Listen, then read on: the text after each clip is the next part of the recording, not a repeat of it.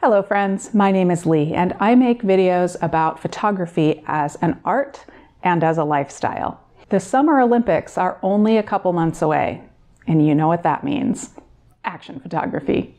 In honor of the upcoming Olympic Games, today we are going to discuss the way I set my camera for 3 different action settings. And of course, I'll share the photos. By the end of the video, you'll have an idea of how to set your own camera, any camera, not just high-end sports cameras, for action photography, whether that be Olympic athletes, your kids' Saturday morning soccer games, or a beautiful bird. For our opening ceremonies today, I want to thank LUMIX for sponsoring this project.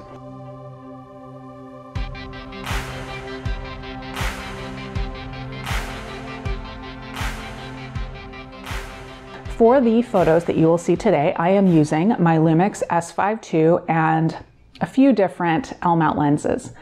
I like my S5II so much because of the flexibility of the camera. It is a wonderful all-around body. And because I have so many lens options because of the L-mount alliance. I own lenses from LUMIX, from Sigma, and Leica, and each are members of the alliance, but today I will be using lenses from LUMIX and from Sigma. Sponsors are what allow me to continue creating these free videos for you all, so let's all give LUMIX a round of applause and a perfect 10 for their support of this channel. For our first event, Raymond was behind the camera to capture some photos of me in my roller skates.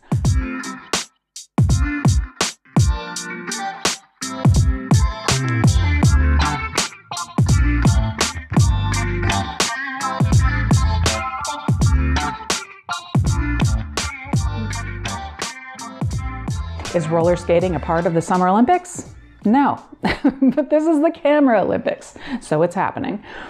On the S5II, we used the LUMIX S Pro 70-200mm f4 lens.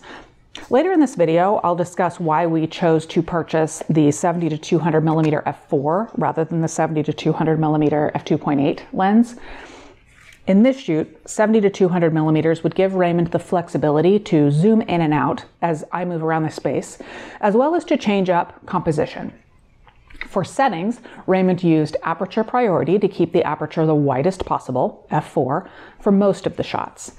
This basketball court space isn't that large, and we wanted to eke out as much bokeh as possible in order to allow me, the subject, to appear separate from my surroundings. Because it was so bright out, we knew that the shutter speed would be fast enough to capture the action without motion blur, but Raymond did still keep an eye on it throughout the shoot. The next thing to think about was how many photos we wanted to capture with each press of the shutter release button. In this case, we wanted the camera to keep capturing photos from the time the shutter release button was pressed until it was released. So we used burst shot 1 high, which allows the camera to focus in between each shot in the burst. Now, all of those photos wouldn't be worth much if they were out of focus. So Raymond chose continuous tracking autofocus with face and eye detection turned on. That way, the camera would find my eyes and lock on, or if I was too far away for that, or if I was turned around like I sometimes was, Raymond put the tracking square on me and it would track me around the frame, continuously focusing throughout. The last setting to discuss is stabilization. The S5II has in-body image stabilization, plus the lens has optical stabilization, so they work together to prevent motion blur from camera shake. The combination of these features, the tracking, the stabilization, and a lens ready and willing to capture the action from a distance, these can make any one of you an Olympic level photographer. Even if it's at the local park, the athletes are not Olympic caliber, and they're on roller skates. Now for a couple of notes on this outing. Not every photo captured at the Olympics is a fast action photo. There are also photos of the athletes getting ready and even portraits of the athletes. So on every sporty outing, I like to capture photos of the athlete waiting or putting on their shoes, and even environmental photos. They all help tell the story. Also, there was harsh sunlight this morning. During the Olympics, photographers probably basically have to take what they can get in terms of where they're allowed to photograph from. But we were alone at this park, so although we were technically breaking the rules by being on the basketball court, we were able to position ourselves however we wanted. Raymond and I were both mindful of where the sun was so that I didn't end up completely silhouetted in all of the images. Last, my skating isn't that fast or exciting. In fact, I hadn't been in my skates in nearly 2 years, so I was pretty limited to skating around. No exciting jumping or anything like that. So I wore a jacket so that along with my ponytail, I could add a sense of movement to the images. For our second event, I used the S5II to capture Raymond playing basketball.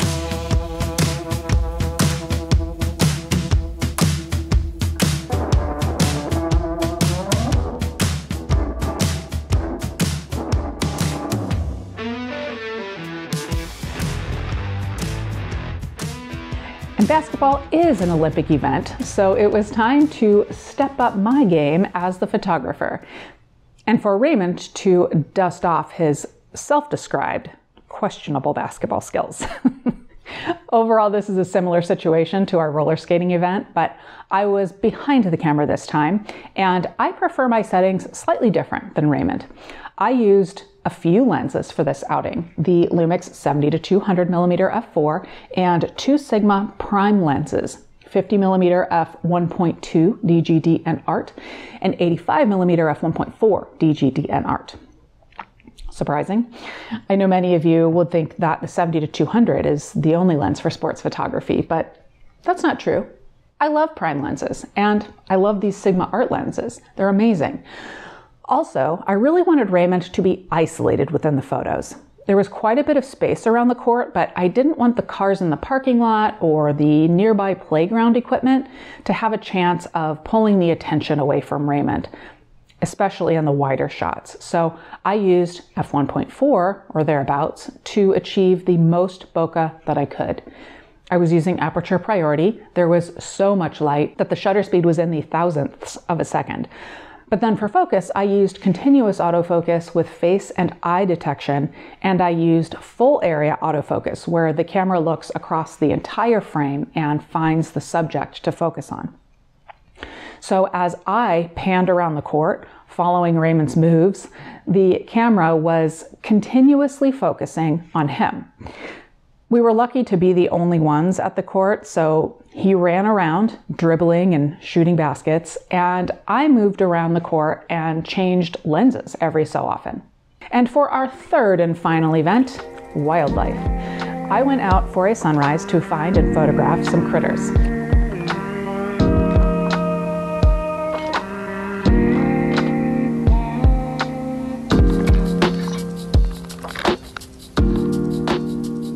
On the S5II, I used the Sigma 150-600mm f5-6.3 DGD and OS sports lens. For this outing, the light was low and my subjects were sometimes moving pretty fast, so my settings were different from the basketball outing. I used shutter priority and auto ISO, where I'm controlling the shutter speed, and then the camera is figuring out the aperture and the ISO sensitivity for me. That way, I could use a slower shutter speed for the critters that were pretty still, which allowed the camera to use a lower ISO sensitivity. But then, when an animal was in motion, I could quickly make shutter speed faster so that I could capture that action. As a result, the aperture would stay the widest that it could, which is great for helping isolate the subject within the frame, but the ISO sensitivity would creep up. Luckily, the S5II does great at higher ISO sensitivities, unless I'm trying to create some sort of specific look to my image, I am always going to take grain in my image over motion blur. Plus, photo editing software these days has some pretty smart noise reduction, so I can use that if needed. For focusing on wildlife, I pretty much always use continuous autofocus, and I will turn on animal detection, but the area of autofocus depends upon the situation. For example, if I know I'm going to be capturing birds in flight against a sky, I will probably use full area autofocus, again where the camera looks across the entire frame and finds the animal to focus on. However, this was a particularly difficult situation. Low light, fast-moving and skittish animals, and those little critters are very well camouflaged in the desert amongst the plants and the dirt. Plus, I knew that there would sometimes be more than one animal in the frame, so I did have animal detection turned on, so the camera typically focused on the animal for me, but when it didn't, because the animal was too small in the frame or really in amongst the branches of a tree or something, I was on one area autofocus and I could direct the camera to focus there. Wildlife is a genre of photography where I probably have the most variability in my settings. How I choose to set my camera really depends upon the situation and the animal. The main thing is to know how to make those adjustments and practice with all of them so that you know what to expect from your camera.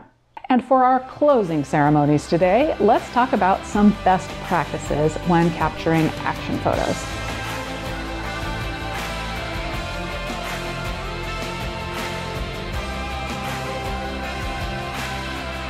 One very important and sometimes overlooked specification is your memory card.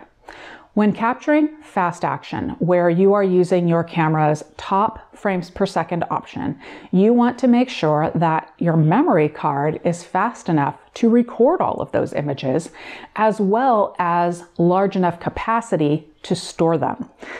In our S5II, we had the fastest SD card we could get our hands on, and it had a capacity of 256 gigabytes, but we also have plenty of 128 gig cards. We generally purchase the fastest cards because we also shoot 4K video, which can require the speed. Basically, these high capacity cards allow us to grab and go without worrying about capacity or speed. We know that they will work for whatever we need. On a related note, when you are capturing potentially hundreds of photos during burst mode, you also need to consider how you will store all of the images at home. Now, I don't think it's necessary to keep absolutely all of your images. There are invariably blurry images or images where the bird left the frame or where your subject has a super weird look on their face. And I am happy to delete those forever. Whether to record your images in RAW or JPEG is an interesting topic when talking about sports. Many of the top sports photographers are shooting in JPEG, not editing the images at all, and then sending those images right over to their publishers. I chose to shoot in RAW for this project so that I could get every little bit of editing capability out of the files. But there's no right or wrong answer here. The decision is yours based on your own preferences, the subject matter, and what you expect from the final product.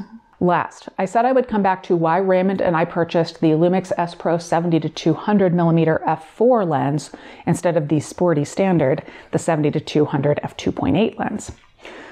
We chose this lens to purchase because of the size and weight. It is over an inch shorter and well over a pound lighter than the f2.8 version. When holding a camera for a long time, waiting for the right shot, every ounce makes a difference. I really like this lens for portraits too. Plus, it's in the Pro line of lenses, so we knew it would be superb in terms of image quality. That being said, if you find yourself capturing indoor sports a lot, like indoor basketball, volleyball, gymnastics, where the lighting is pretty dim, the f2.8 lens may be the better choice for you. I will link to all of the gear that we used in the description of this video. If you are looking for a new camera, I do really like the LUMIX S5II because it is a highly capable all-around camera. I will make sure to also link our full review of the camera in the description of this video. Of course, every camera model is a little bit different. The different brands have different names for things, but you should be able to take the information provided today and use similar settings on your own camera. This wasn't meant to be an exact tutorial though. If you are new to action photography, see how your own camera works, set the settings similarly to how Raymond and I did, but then don't be afraid to change things up.